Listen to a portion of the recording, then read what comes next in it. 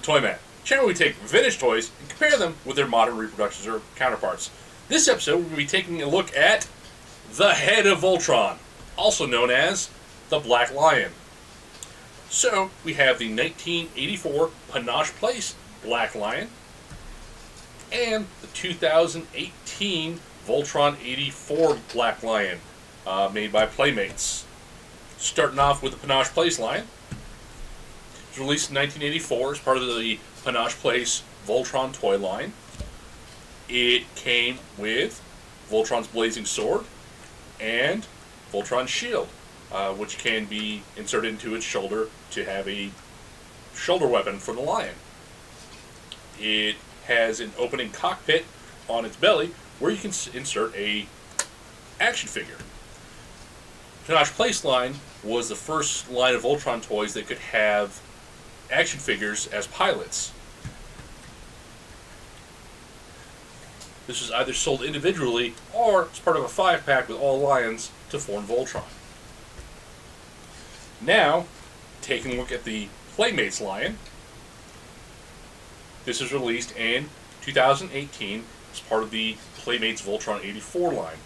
Voltron 84 is a Netflix series where the creators and actors of the Voltron Legendary Defender cartoon, also a Netflix exclusive, have their musings and their favorite original Voltron episodes.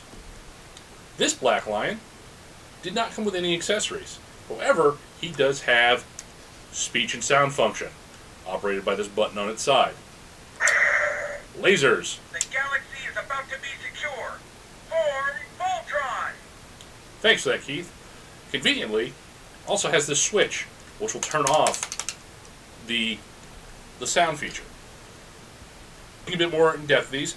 The articulation on the Panosh Place line: shoulders, elbows, hips, knees.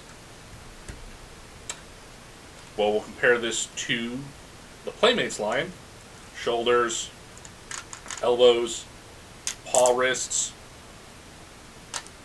hip outward flexion, knee twist, knees, I guess other knee, and cat paw ankle. Some of this extra articulation here is for the full Voltron to give it Voltron more hip motion and some leg swivel. So some things I like about each of these. Definitely like the cockpit where you can insert a figure. The articulation on this one is insane. Again, mostly brought on by the extra articulation that is, I guess, primarily meant for Voltron, but it helps the lion. However, this button's in a terrible place. While they did figure out, let's have this switch here to stop things like the galaxy is about to be secure. Form Voltron! We got it, Keith, okay? To stop the inadvertent button pressing while playing with it. So yeah, the button's not in the most convenient place when you're playing with it. Taking a look at the Panosh Place Black Lion, look at its paws. The shape of the paws is, well, the forward paws is primarily for functionality of when forming Voltron. The tails of the arm lions go in here, and this weird shape is to latch on to the tails of those lions. However, it's not a good representation of lion paws or claws. It's not even a good artistic representation. The same goes for the hind legs. It's more functionality to be able to access the legs when pulling them out when taking apart Voltron. So not a big fan of that overall. Also, the Panosh Place lion, if you want to have the mouth open, you're going to see Voltron's face.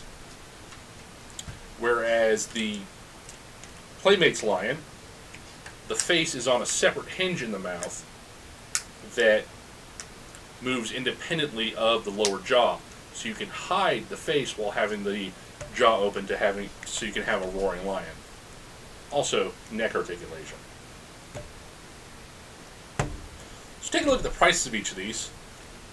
2018, Black Lion from Playmates Toys retailed for $29.99. When released, the Panosh Place Lion retailed for around $10. If you're looking for one today, a loose version will cost about $30 to $50 depending on condition and if it has all of its accessories.